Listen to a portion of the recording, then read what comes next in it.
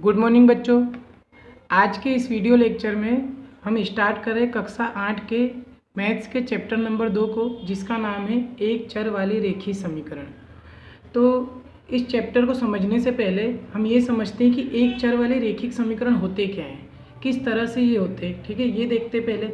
तो उसके पहले हमको ये समझना पड़ेगा कि व्यंजक और समीकरण क्या होता है। दोनों एक ही जैसे होते, दोनों में थोड़ा सा डिफरेंस है, इसलिए पहले हम व्यंजक और समीकरण को समझते होता क्या है। फिर हम देखेंगे कि समीकरण में भी एक चर वाला रेखिक समीकरण किस तरह के होते।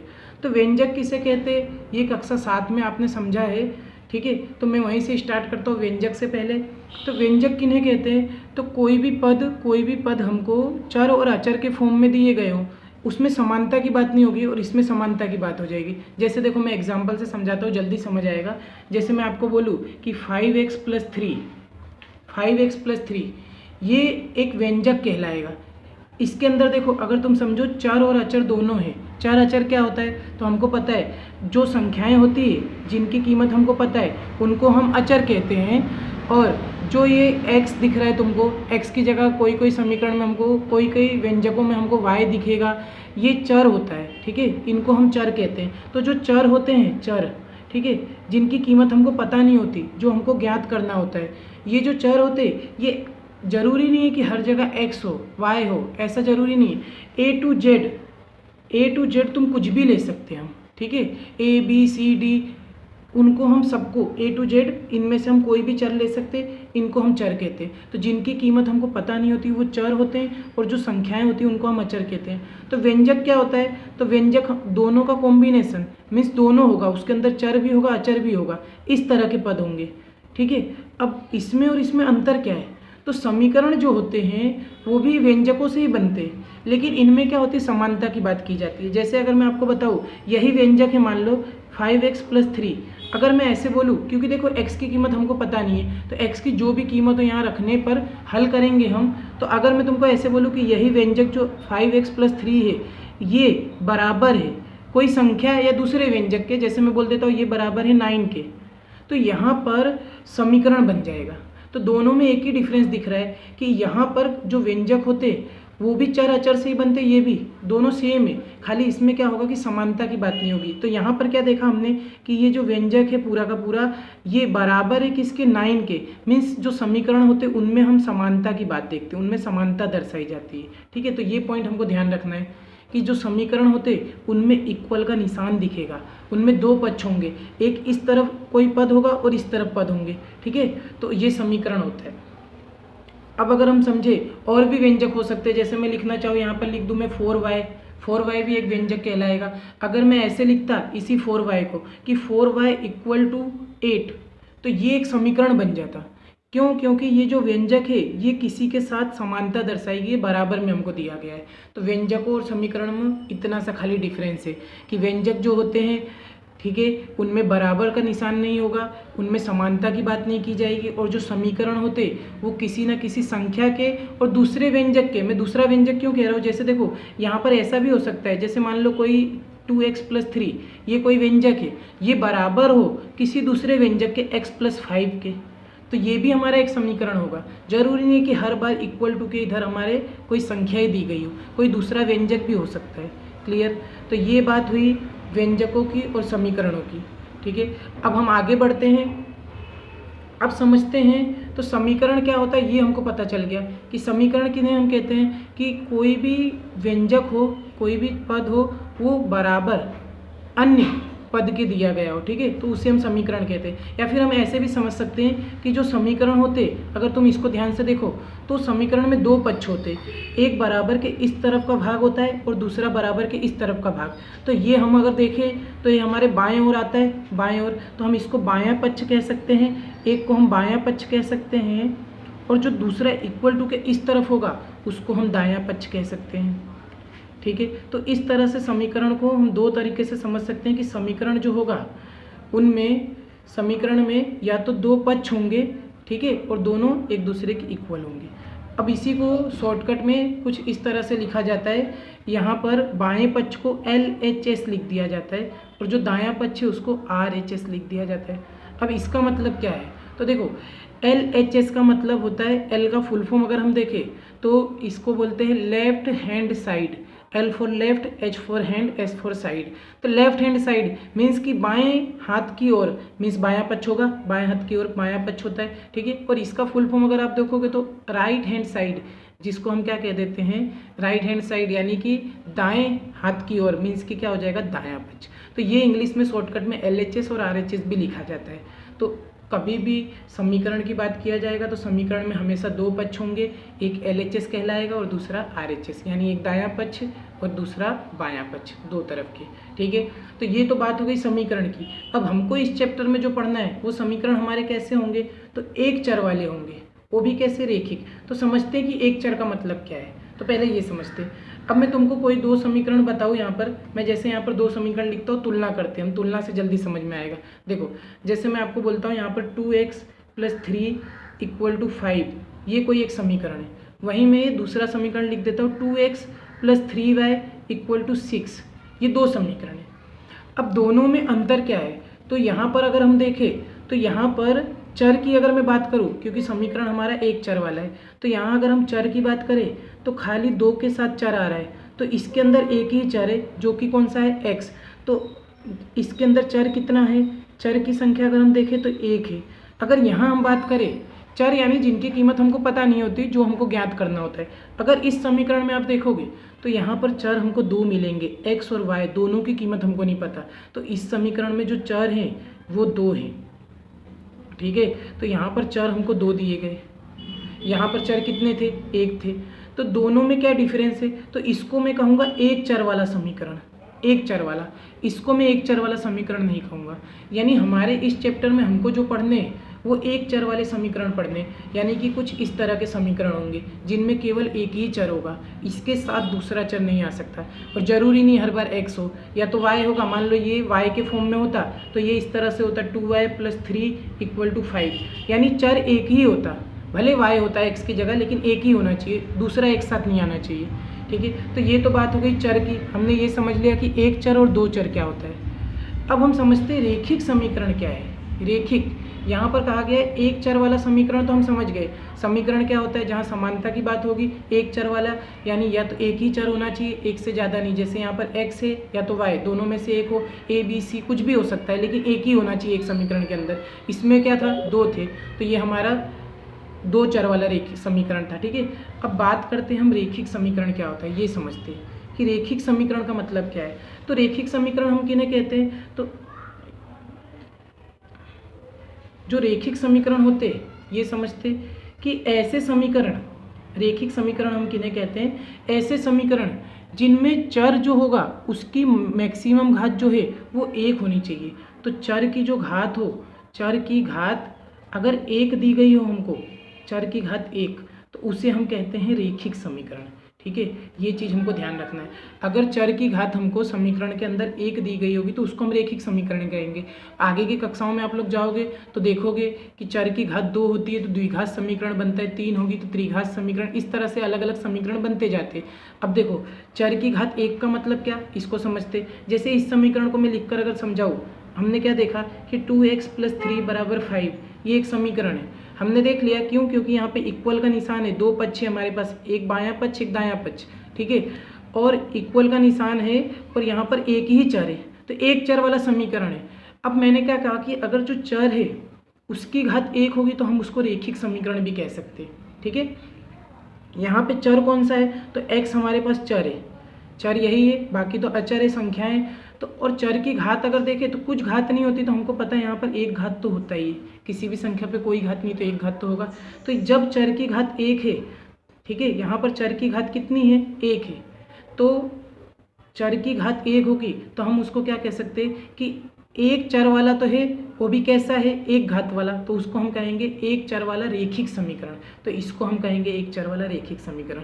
अब जैसे मैं तुलना करके आपको कहूँ, जैसे मैं लिखता है यहीं पे 2x² + 3x = 5, ये समीकरण को मैं ऐसे लिख दूँ, तो तो यहाँ पर अगर चर एक ही है, देखो चर एक ही है, भले अलग अलग स्थानों पर हो वो चलेगा, एक ही चर है, तो एक चर वाला समीकरण तो हमारा एक चर वाला है, लेकिन चर की मैक्सिमम घात मैंने बोला था, तो यहाँ पर तो एक घात है, लेकिन यहाँ पर अगर पूरे समीकरण में हम देखेंगे तो यहाँ पर चर की घात 2 है, तो 2 घात होने से इसको हम रैखिक समीकरण नहीं बोल सकते, ये हमारा द्विघात समीकरण होगा, ठीक है, जिसके बारे में आप अगर आगे की कक्षाओं में पढ़ोगे, ये द्विघात समीकरण कहलाता है, ठीक है।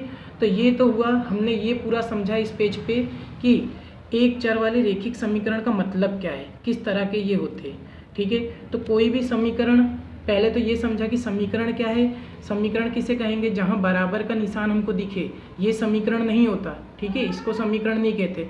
समीकरण में क्या होगा, समानता की बात की जाएगी, 2 पक्ष होंगे, एक बायां पक्ष होगा, एक दायां पक्ष होगा, ठीक है, जिसे हम शॉर्टकट में LHS लेफ्ट हैंड साइड और RHS राइट हैंड साइड भी इस तरह से भी दर्शाते हैं। अब हमने ये समझा कि एक चर का मतलब क्या है, यानी समीकरण के अंदर एक ही चर होना चाहिए, या तो x, y, z कुछ भी हो, a, b, c, यानी एक ही होना चाहिए। इसमें क्या था, तो 2 चर थे, तो इसको हम 2 चर वाला समीकरण कहेंगे, एक चर में हमेशा एक ही दिखेगा, जो कि हमको इस चैप्टर में पढ़ना है। आगे हमने समझा रैखिक का मतलब क्या है, तो चर की घात पर से हम डिसाइड करते हैं कि समीकरण हमारा किस प्रकार का है। तो अगर चर की घात 1 दी गई होगी, चर की घात 1 होगी, तो उसको हम रैखिक समीकरण बोलेंगे, ठीक है, जो कि इसमें था। अगर इसकी मैं बात करूँ तो यहाँ पर चर की घात जो है वो 2 हो गई थी, इसलिए इसको हम रैखिक नहीं कहेंगे। अब चर एक ही, इसके अंदर आप लोग ऐसा मत समझना कि 2 चर है, चर 2 नहीं है, चर 2 अलग अलग जगहों पर है, लेकिन x ही है चर, ठीक है, चर तो हमारा x ही है यहाँ पर भी, भले वो 2 जगहों पर, 3 जगहों पर, कितनी भी जगह पर हो। तो ये एक चर वाला समीकरण तो एक चर वाला है, लेकिन घात जब मैं देखूंगा तो घात इसमें मैक्सिमम घात देखी जाती है, तो मैक्सिमम घात यहाँ पर 2 हमको मिल रही है, तो इसलिए मैं इसको कहूँगा द्विघात समीकरण, 2 घात वाला, इसलिए द्विघात बन जाएगा, रैखिक नहीं होगा। तो रैखिक समीकरण की कंडीशन क्या है, ये हमको पता चल गया, ठीक है, कि कोई भी समीकरण जिसके अंदर एक चर हो और उसकी चर की घात 1 होनी चाहिए, कोई भी चर हो उसकी घात 1 होगी, तो उसको हम कहेंगे एक चर वाला रैखिक समीकरण। ये हमको समझ में आ गया। और उदाहरण तुम लिखना चाहो तो कुछ भी हम लिख सकते हैं, जैसे मैं लिख दूँ 3y + 5 = 7, तो देखो ये चर हमारे पास एक चर है, पूरे समीकरण के अंदर देखो एक ही चर है y, और उसकी घात भी कितनी है, कुछ नहीं, तो 1 तो होगी। तो ये हमारा कैसा है, एक चर वाला रैखिक समीकरण है। कुछ भी लिखना चाहे, जैसे मैं लिख दूँ 2a + 3 = 5, ये भी देखो a, मैंने पहले ही कहा है कि चर हमारा A to Z कुछ भी हो सकता है, जरूरी नहीं है कि हर बार x लिया जाए, ठीक है। तो मैं यहाँ पर a लिखूँ तो ये मेरा a क्या है, चर है, यहाँ पर a चर है। तो यहाँ पर अगर हम देखें तो ये एक समीकरण है, बराबरी की बात की गई है, 2 पक्ष हमको दिए गए, समीकरण है, और समीकरण में चर जो है उसकी घात 1 है, तो एक चर वाला रैखिक समीकरण। तो ये बात हुई कि एक चर वाले रैखिक समीकरण होते कैसे, ये हमने समझ लिया। तो इस तरह के कोई भी समीकरण दिखे तुमको जहाँ पर एक चर दिया गया और उसकी घात 1 हो और बराबरी की बात किया गया हो, तो समीकरण हो जाएगा, तो हम समझ जाएंगे एक चर वाला रैखिक समीकरण है। अब एक चर वाले रैखिक समीकरण से जुड़ी हुई कुछ 4 रूल है छोटे छोटे, इन 4 रूल को समझ लेंगे तो प्रश्नावली 2.1 पूरी हो जाएगी। तो मैं एक एक करके एग्जाम्पल के साथ तुमको चारों रूल छोटे छोटे बता देता हूँ, फटाफट समझेंगे इसको।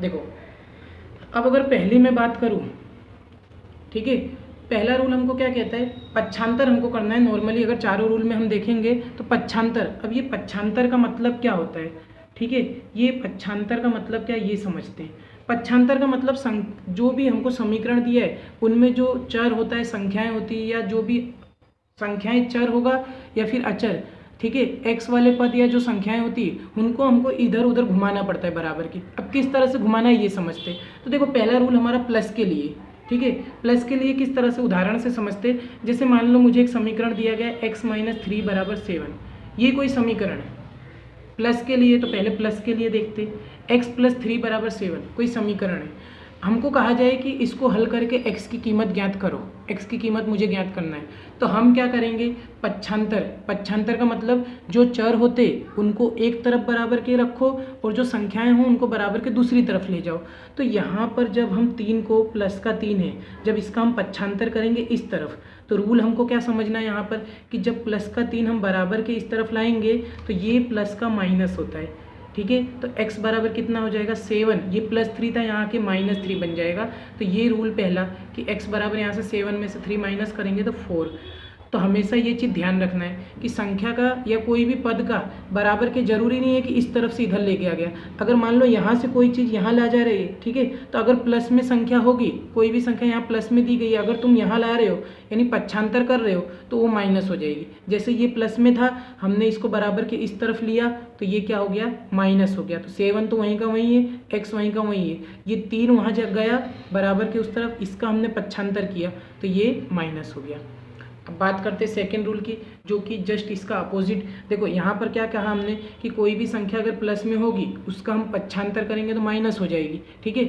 इसका उल्टा अगर मान लो मैं इसी को ऐसे लिखता x-3 बराबर 7, अगर अब मुझे x ज्ञात करना है तो हम क्या करेंगे, जो चर है यानी कि जो x है उसको इस तरफ रहने देंगे और जो अचर संख्या है उसको उस तरफ ले जाएंगे। तो यहाँ पर जब तुम 3 का पक्षांतर हम करेंगे, जब 3 को यानी बराबर के इधर लाएंगे तो हम क्या देखेंगे कि x बराबर 7।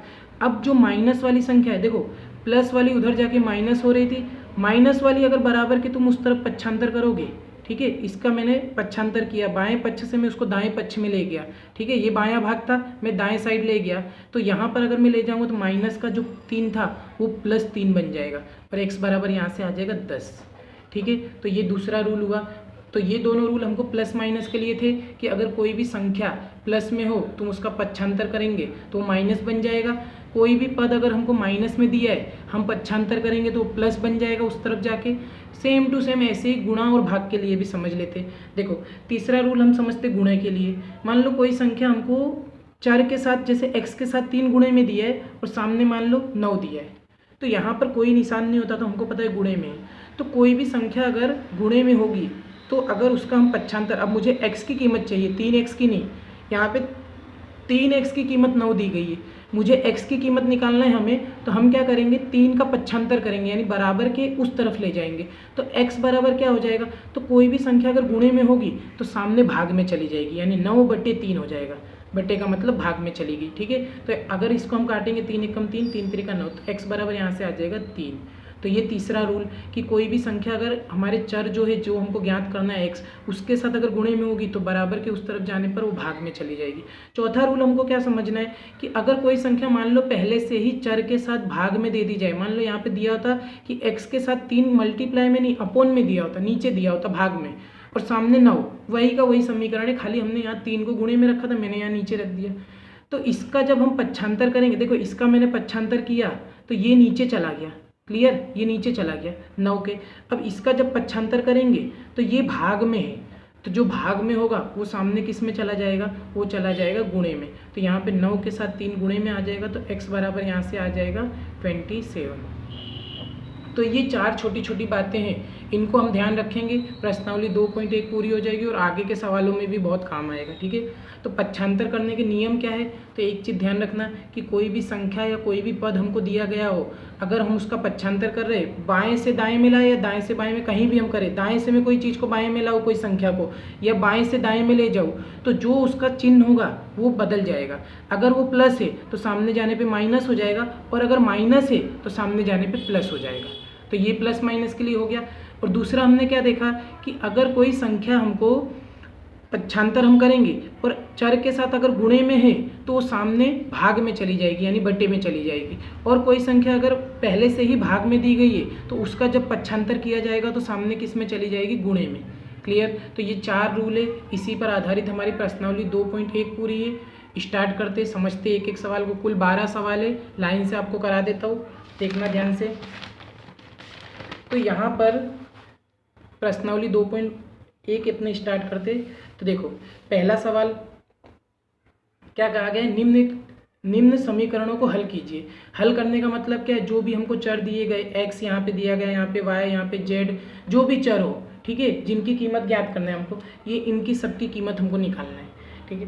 तो यहाँ पर अगर हम देखेंगे तो x - 2 बराबर 7 दिया है। अब रूल हमको क्या कहता है कि जो चर होते हैं उनको एक तरफ कर देने का और संख्याओं को एक तरफ। तो चर तो मेरे पास x तो यहीं पर है पहले से, अब ये 2 जो है इसका मैं पक्षांतर कर देता हूँ पीछे 7 के साथ, ठीक है। तो ये जब 2 पीछे जाएगा तो यहाँ से क्या हो जाएगा, तो x वैसा का वैसा, ये 7 वहीं का वहीं है। ये -2 था, हमने रूल में देखा कि माइनस वाली संख्या का जब पक्षांतर किया जाता है, जब मैं इसको बाएं से दाएं पक्ष में ले जाऊंगा, इस तरफ LHS से RHS में ले जाऊंगा, तो ये -2 बन जाएगा +2, ठीक है। तो देखो यहाँ से x की कीमत कितनी आ जाएगी, तो x बराबर हो जाएगा 7 + 2 9। तो ये हो गया पहला क्वेश्चन कंप्लीट। छोटे छोटे क्वेश्चन है, ठीक है। दूसरा देखते, देखो जस्ट उसका अपोजिट, इसमें हम क्या देखेंगे, तो ये जो y + 3 = 10 हमको दिया हुआ है, y की कीमत हमको निकालनी है। तो यहाँ से हम 3 का क्या करेंगे, जो हमको निकालना है उसको एक तरफ रखेंगे बराबर के, बाकी संख्याओं को एक तरफ। तो 3 का जब हम पक्षांतर इधर करेंगे तो ये y = क्या हो जाएगा, तो 10 वैसा का वैसा, ये 3 उधर जाके माइनस हो जाएगा, तो -3 हो गया। तो यहाँ से y की कीमत क्या मिल जाएगी, तो y बराबर आ जाएगा 7। तो ये क्वेश्चन नंबर 2 कंप्लीट, ठीक है। क्वेश्चन 3 की बात करते हैं। अब यहाँ पे देखो, ये चीज़ जरूरी नहीं है कि जो चर होता है, जैसे इन दोनों सवालों में हमने देखा या पीछे जो भी समीकरण हमने देखे, उनमें चर को हम हमेशा बाईं ओर रखते थे, बराबर के इस तरफ रखते थे। ऐसा कोई ज़रूरी नहीं है, चर दोनों ओर हो सकते या फिर दाईं ओर भी हो सकता है, इस तरफ भी हो सकता है, जैसे इसमें देखते हैं, ठीक है। क्वेश्चन नंबर 3 को अगर देखेंगे तो यहाँ पर क्या दिया है, 6 = z + 2, ठीक है। अब इसको अगर हल करना है तो हमने क्या देखा कि जो चर होता है उसको बराबर के एक तरफ रखेंगे और जो संख्या होगी उसको एक इस तरफ ला देंगे, दोनों में से कोई भी तरफ, ठीक है। तो यहाँ पर देखो 6 को मैं यहीं रहने दे रहा हूँ, अब मैं 2 का पक्षांतर आगे की ओर कर दे रहा हूँ। क्यों, क्योंकि मुझे z निकालना है, तो z को मैं इस तरफ ही रहने देता हूँ। तो 2 प्लस का है, तुम इधर लाएंगे हम, तो ये हो जाएगा -2 = z वैसा का वैसा, ठीक है। तो यहाँ से क्या हो जाएगा, तो देखो 6 में से 2 माइनस करेंगे तो 4 = z, इसको सीधा करके लिख दे, देखो 4 = z लिखो या फिर z = 4 लिखो, एक ही बात है। तो ये हो गया क्वेश्चन नंबर 3 कंप्लीट, ठीक है। इसको पक्षांतर हमने किया, ध्यान रखना जो संख्या है, क्योंकि z निकालना है तो z को यहीं रहने दो, तो 2 को हमने इस तरफ पक्षांतर कर दिया। अब दोनों तरफ मैंने पहले ही बोला था, बाईं ओर से दाईं ओर भी ले जा सकते, दाएं से बाईं ओर भी। प्लस का 2 था, इधर लाया तो -2 हो गया, फिर 6 में से 2 घट गया, 4 हो गया, ठीक है। अब देखते अगला क्वेश्चन। देखो यहाँ पर क्या दिया है, 3/7 + x = 17/7, ठीक है। ये भिन्न के स्वरूप में संख्याएं दी गई है। देखो सिंपल सा क्वेश्चन है। अब यहाँ पर अगर मुझे x की कीमत निकालनी है तो बराबर के इस तरफ मैं x को रहने देता हूँ, ठीक है। हम क्या करते हैं, इस संख्या का 3/7 का पक्षांतर इस तरफ कर देते। तो देखो जब 3/7 को उधर ले जाएंगे तो x वैसा का वैसा है, 17/7 तो है ही हमारे पास, ये 3/7 उधर जाएगा पूरा, ठीक है। तो ये प्लस का 3/7 था, उधर जाएगा तो माइनस का 3/7 हो जाएगा, ठीक है। अब यहाँ पर x बराबर क्या हो जाएगा, देखो हर समान होता है तो अंश सीधे सीधे जुड़ जाता है, अगर जोड़ का निशान हो, घटाव का हो तो घट जाएगा। तो यहाँ पर एक बार हम लिखेंगे 7, 17 में से 3 क्या होगा, सीधे सीधे घट जाएगा। तो यहाँ से x की कीमत क्या हो जाएगी, तो x बराबर हो जाएगा 17 में से 3 गया 14/7, जो कि कट सकता है, 7 एकम 7, 7 दूनी 14। तो यहाँ से x की कीमत आ जाएगी 2/1, 2/1 लिखो या 2 लिखो, एक ही बात है, ठीक है। तो ये हो गया हमारा x की कीमत। तो ध्यान रखना है, इसमें सिंपल है, भिन्न भले हमको स्वरूप जो संख्या दी है वो बटे के भिन्न के फॉर्म में दी गई है, लेकिन चलेगा, कोई बात नहीं, जो रूल है हम वही लगाएंगे।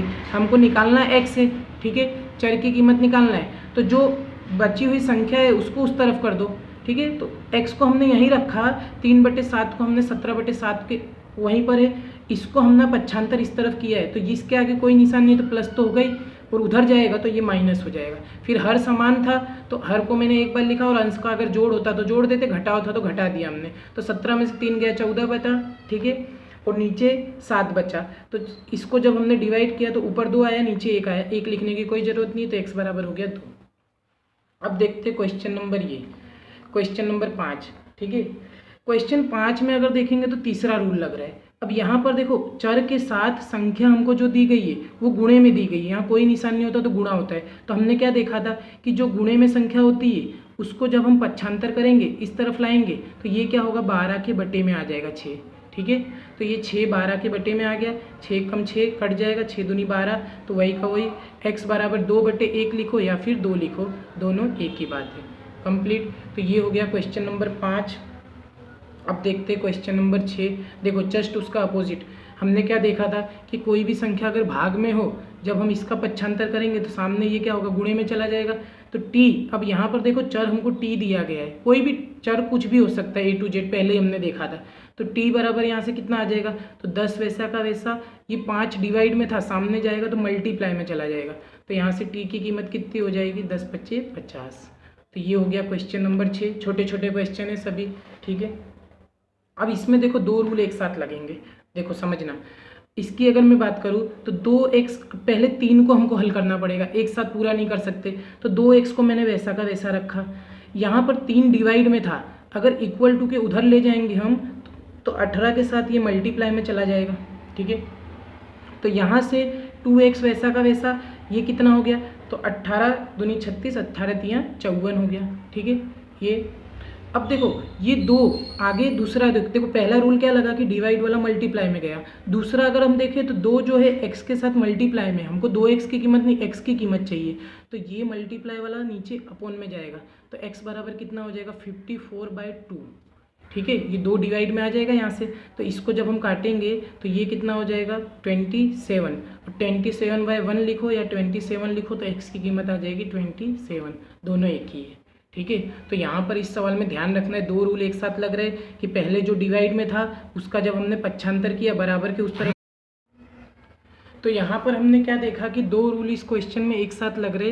पहले हमने देखा कि ये जो डिवाइड में यानी भाग में जो 3 था, हमने देखा है कि भाग वाला सामने अगर पक्षांतर उसका किया जाए बराबर के तो गुणे में चला जाएगा, इसलिए ये जो 3 था वो 18 के साथ गुणे में आ गया, तो ये गुणा होने पे कितना बन गया 54 बन गया। फिर हमको कीमत x की चाहिए थी, तो हमने क्या किया, ये जो 2x के साथ गुणे में था, हमको पता है गुणे वाली संख्या का जब पक्षांतर किया जाएगा बराबर का निशान है, जब इधर लाया जाएगा बाएं से दाएं पक्ष में तो ये डिवाइड में चला जाएगा, भाग में चला जाएगा, तो ये 54 के बटे में चला गया, फिर हमने इसको इससे डिवाइड कर दिया तो ये बन गया हमारा 27। अब देखते हैं क्वेश्चन नंबर 8 को, ठीक है। क्वेश्चन नंबर 8 पॉइंट वाला है। देखो इसमें क्या बताया गया है, तो यहाँ पे क्वेश्चन 8 में बताया गया है 1.6 बराबर y अपॉन 1.5, ठीक है। 1.6 बराबर y बटे 1.5 हमको दिया गया है। अब यहाँ पर जब हम रूल लगाएंगे पक्षांतर का, तो देखो चर हमारा दाईं ओर दिया गया है, तो हम क्या करेंगे, यहाँ पर अगर देखें तो 1.5 चर के साथ डिवाइड में भाग में है, तो इसका पक्षांतर हम इस तरफ कर देते, क्योंकि चर को एक तरफ रखना है और बाकी संख्याओं को एक तरफ कर देना है, तो 1.5 इधर क्या है भाग में है, अगर हम इस तरफ लाएंगे तो ये 1.6 के साथ क्या होगा मल्टीप्लाई में आ जाएगा, तो देखो यहाँ से क्या हो जाएगा, तो 1.6 तो वैसा का वैसा, यहाँ से 1.5 क्या होगा भाग वाला सामने आएगा जब बराबर के, देखो दाएं से बाएं में लाओ या बाएं से दाएं में ले जाओ, रूल वही लगेंगे, तो यहाँ जब हम दाएं से बाएं में लाएंगे तब भी जो भाग वाला होगा वो सामने आके गुणा में बन जाएगा, ठीक है, बराबर y। अब इसको सोल्व करने के 2 तरीके कि बटे में इसको हम दशमलव हटा के, या फिर डायरेक्ट तुमको मल्टीप्लाई करने आता हो तो डायरेक्ट में हम क्या करते हैं इसका दशमलव हटा के हल करते। तो देखो 16 गुणे 15, अब यहाँ पर मैंने क्या किया कि एक दशमलव के बाद एक अंक है, तो जब पॉइंट हटेगा तो नीचे 10 आएगा यहाँ से, और यहाँ से भी जब हमने पॉइंट हटा के इसको 1.5 को 15 बनाया तो नीचे 10 आ जाएगा बराबर y, ठीक है। अब क्या होगा मल्टीप्लाई सरल हो जाएगा, तो इसका जब हम मल्टीप्लाई करेंगे तो 15 का मल्टीप्लाई 16 से करेंगे, तो पहले 15 मल्टीप्लाई 6, 15 छिंग 90, 90 की 0 हासिल 9, 15 एकम 15, 15 और 9 कितना होता है, तो ये आ जाएगा 240, 15 और 9 24, ठीक है। तो ये 240 और बटे में यहाँ पर हमको 10 का 10 से मल्टीप्लाई करेंगे तो ये 100 बन जाएगा बराबर y। अब जैसे हम देखो दशमलव के बाद एक अंक होता है, तो जब हम दशमलव हटाते तो नीचे 100 आ जाता है, जस्ट उसका अपोजिट हमको पता है रूल कि नीचे अगर 2 जीरो है तो एक जीरो से पहले एक जीरो तो कट जाएगा, और ये 10 नीचे है तो ऊपर वाला कितना एक अंक के बाद हम दशमलव लगा देंगे पीछे से गिन के, तो ये बन जाएगा 2.4 इक्वल टू y। तो इसको हम सीधा करके लिख सकते हैं y बराबर 2.4, तो ये हो गया दशमलव वाला। अगर डायरेक्ट दशमलव का गुणा आता है तो डायरेक्ट कर दो, कोई प्रॉब्लम नहीं, ठीक है। डायरेक्ट मल्टीप्लाई करोगे तो भी ये 2.4 ही बनेगा। तो ये रूल था हमारा कि जो ये अपॉन में था उसको हम मल्टीप्लाई में ले गए, फिर सीधा सीधा दशमलव का गुणा था। अगर तुम सीधा कर सको तो सीधा भी बेस्ट है, नहीं तो इसका क्या करो दशमलव हटा दो, तो नीचे एक दशमलव के बाद जितने अंक होते उतने जीरो आ जाएंगे। यहाँ दोनों में एक एक अंक थे इसलिए दोनों 10-10 आ गया नीचे। मल्टीप्लाई किया, नॉर्मली इसको सोल्व किया तो 240, इसको किया तो 100, फिर एक जीरो से एक जीरो कटा, फिर एक जीरो बच गया तो उसके लिए हमने एक पॉइंट आगे खिसक गए, तो ये बन गया 2.4। अब देखते हैं क्वेश्चन नंबर 9, ठीक है। क्वेश्चन 9 की बात करें तो सिंपल सा क्वेश्चन है, इसमें भी 2 रूल एक साथ लगेंगे। देखो यहाँ पर क्या दिया गया है 7x - 9 बराबर 16, तो पहले तो x वाले पद को एक तरफ रखो, बाकी जो संख्या है उसका पक्षांतर करो, ठीक है। तो इसको जब मैं इस तरफ ले जाऊँगा तो 7x वैसा का वैसा, ठीक है, बराबर 16, ये -9 था, इस तरफ हम लाएंगे तो +9 हो जाएगा। तो यहाँ से 7x बराबर, इन दोनों को जब हम ऐड करेंगे तो ये 9 इसमें ऐड होगा तो ये बन जाएगा 25, ठीक है, 25 हो गया। अब यहाँ से ये देखो x के साथ 7 जो है मल्टीप्लाई में, तो जब इसको हम बराबर के उस तरफ पक्षांतर करेंगे तो ये डिवाइड में चला जाएगा, तो x बराबर हो जाएगा 25/7। इसके आगे हम इसको डिवाइड नहीं कर सकते, कटता नहीं है, तो ये ऐसा का ऐसा। तो पहला रूल इसमें क्या लगा कि जो माइनस वाला था उसका पक्षांतर किए तो प्लस बना, फिर दोनों को जोड़ा हमने, उसके बाद ये मल्टीप्लाई वाला डिवाइड में भी आया तो जाके x की कीमत निकली, ठीक है। अब देखते हैं क्वेश्चन नंबर 10, ठीक है। 10वें क्वेश्चन में अगर हम देखेंगे तो 10वें क्वेश्चन में वापस से 2 रूल लगेगा, सेम टू सेम जैसा 9वां क्वेश्चन था वैसा का वैसा ही है कि -8 है, पहले हमको y की कीमत निकालना है, तो जो -8 है उसका हम पक्षांतर इस तरफ कर देंगे तो ये कितना हो जाएगा, तो 14y बराबर 13 वैसा का वैसा, -8 इधर आएगा तो +8 हो गया, ठीक है। तो यहाँ से 14y बराबर 13 और 8 को जब हम ऐड करेंगे तो ये कितना हो जाएगा, ये हो गया 21, 21। अब ये y के साथ 14 जो है मल्टीप्लाई में, अगर मैं इसका पक्षांतर करूँगा तो ये डिवाइड में चला जाएगा, तो यहाँ से y बराबर कितना हो जाएगा, तो 21/14। अब देखो दोनों 7 से कटता है तो इसको सरल कर देते अपने, 7 दूनी 14, 7 तियाँ 21। तो जब इसको हल कर देंगे तो y की कीमत आ जाएगी 3/2। तो इसमें भी वही का वही रूल था कि पहले जो माइनस वाला था उसका हमने पक्षांतर किया प्लस में, फिर जो मल्टीप्लाई में था उसको हमने नीचे ला दिया। एक साथ दोनों रूल मत लगाना, एक साथ दोनों मत करना कि पहले प्लस भी कर दो फिर मल्टीप्लाई, एक एक करके एक एक स्टेप, ठीक है। आगे देखते, सेम टू सेम वैसा ही क्वेश्चन है। यहाँ पर अगर हम देखें तो 4 हमारे पास p के फॉर्म में, ये p है, ठीक है, 6p, तो 17 + 6p बराबर हमको 9 दिया है। तो देखो चर को तो मैं कुछ करूँगा नहीं, पक्षांतर हम संख्याओं का करेंगे। तो यहाँ पर अगर हम इसका पक्षांतर करेंगे 17 का, तो 17 बराबर के उस तरफ जाएगा, तो 6p वैसा का वैसा, ठीक है, बराबर 9 वैसा का वैसा, 17 यहाँ आएगा तो ये -17 हो जाएगा, ठीक है। अब यहाँ से 6p वैसा का वैसा, ठीक है। अब 9 में से -17 जब हम करेंगे तो दो संख्याओं के चिन्ह अलग अलग है, घटाओ तो होगा 8 आएगा, लेकिन चिन्ह जो होगा माइनस का आएगा क्योंकि बड़ी संख्या माइनस वाली है, तो -8। तो यहाँ से p की कीमत अगर हमको निकालना है तो p मल्टीप्लाई में है, तो जब इसका तुम पक्षांतर हम करेंगे तो ये नीचे अपन में चला जाएगा, तो -8/6। दोनों 2 से डिवाइड हो रहा है तो 2 से डिवाइड कर देते, 2 तियाँ 6, 2 चौक 8। तो यहाँ से p की जो कीमत होगी वो कितनी हो जाएगी, -4/3। तो इसकी सवाल में p की कीमत जो आ रही है वो माइनस में आ रही है, ठीक है, चलेगा, कोई प्रॉब्लम नहीं है। ध्यान रखना, बहुत से बच्चे इसमें क्या करते हैं कि प्लस माइनस जब करते हैं तो ये चिन्ह प्लस ही रख देते हैं। चिन्ह को देखो कि यहाँ अगर बड़ी संख्या माइनस वाली है तो माइनस में आएगा, ठीक है। तो ये हो गया क्वेश्चन नंबर 11। अब देखते हैं क्वेश्चन नंबर 12। 12वें क्वेश्चन में सिंपल सा क्वेश्चन है पहले, लेकिन यहाँ पर पक्षांतर हमको करते समय यहाँ पे डिवाइड में दिया है। तो देखो इसको तो मैं कुछ नहीं करूँगा, एक का जो संख्या है उसका हम पक्षांतर करेंगे पीछे की ओर। तो देखो यहाँ से क्या हो जाएगा, x/3 वैसा का वैसा बराबर 7/15 वैसा का वैसा, फिर ये प्लस का 1 इधर आएगा तो माइनस का 1 हो जाएगा, ठीक है। अब इसको सोल्व करने के तरीके हमको पता है कि क्रॉस मल्टीप्लाई भी कर सकते, वरना इसके बटे में कुछ नहीं है तो हमको पता है 1 तो होगा ही, जहाँ कुछ नहीं हुआ 1 तो होता ही। तो इसको सोल्व करना हमने सीखा है कि दो भिन्न को किस तरह से सोल्व करते, तो दोनों का जो हर होता है उसको हम बराबर कर देते। तो इसके लिए हम क्या करते, दोनों का एलसीएम निकालते, तो 15 और 1 का जो एलसीएम होगा वो 15 ही आएगा, ठीक है। यानी दोनों के बटे में हमको 15 लाना है। अब यहाँ तो 15 ऑलरेडी है, यहाँ अगर 15 लाना होगा तो हम क्या करेंगे, 15 का मल्टीप्लाई नीचे करेंगे, तभी ये हर में 15 आएगा। दोनों का हर बराबर करना है और हर कितना लाने का, एलसीएम के बराबर। अगर इसको 15 का मल्टीप्लाई हमको पता है अगर नीचे करेंगे तो सेम संख्या का ऊपर करना होगा, क्यों, क्योंकि 15 से 15 कटेगा तो हमारी जो संख्या है वो वैसी की वैसी रहेगी, बदलेगी नहीं। तो जो संख्या कभी भी याद रखना नीचे मल्टीप्लाई करते वही ऊपर किया जाता है, या तो हम इसको डायरेक्ट क्या करते, क्रॉस मल्टीप्लाई, ठीक है। तो यहाँ से x/3 वैसा का वैसा बराबर 7/15 वैसा का वैसा, ये कितना हो जाएगा, तो 1 से जब 15 का मल्टीप्लाई करेंगे 15/15। अब दोनों के हर बराबर हो गए, ठीक है। तो एक को देखो अगर हम समझे तो जो 1 था उसी को मैंने 15/15 लिखा, क्यों, क्योंकि 15 कटेगा तो 1 आ जाएगा वापस। क्यों? क्योंकि जिससे क्या हो, हर बराबर हो जाए, और जैसे ही हर बराबर होगा तो x/3 इक्वल टू हर को हम एक बार लिख देंगे और अंश वाला सीधे सीधे अगर घटाव है तो घटाव कर देंगे, जोड़ हो तो जोड़, तो ये सीधे सीधे घट गया। ठीक है, अब हम देखते हैं यहाँ पर, तो x/3 ऐसा का वैसा, 7 में से 15 माइनस करेंगे तो माइनस का 8 बचेगा, ये हमने देख लिया। देखो 15 में से 7 जाता है, 8 बचता है, लेकिन चिन्ह बड़ा माइनस का है तो माइनस का, बटे में 15। अब यहाँ पर देखना क्या है कि x की कीमत हमको चाहिए, तो ये जो बटे में 3 है इसका जब हम पंचांतर करेंगे, इस तरफ जब लाएंगे तो ये बटे वाला जो होता है सामने गुणे में चला जाता है, तो x बराबर कितना हो जाएगा, -8/15 तो है ही, ये गुणे में 3 आ जाएगा यहाँ से। ठीक है, इस तरफ का, तो ये 3 जब इस तरफ आया तो गुणे में चला गया। ठीक है, तो अब 3 से जब हम इसको काटेंगे, 3 एकम 3, ऊपर नीचे काट सकते, 3 × 5 = 15, तो x की कीमत यहाँ से निकल जाएगी -8/5। तो ये हो गया कंप्लीट क्वेश्चन नंबर 12।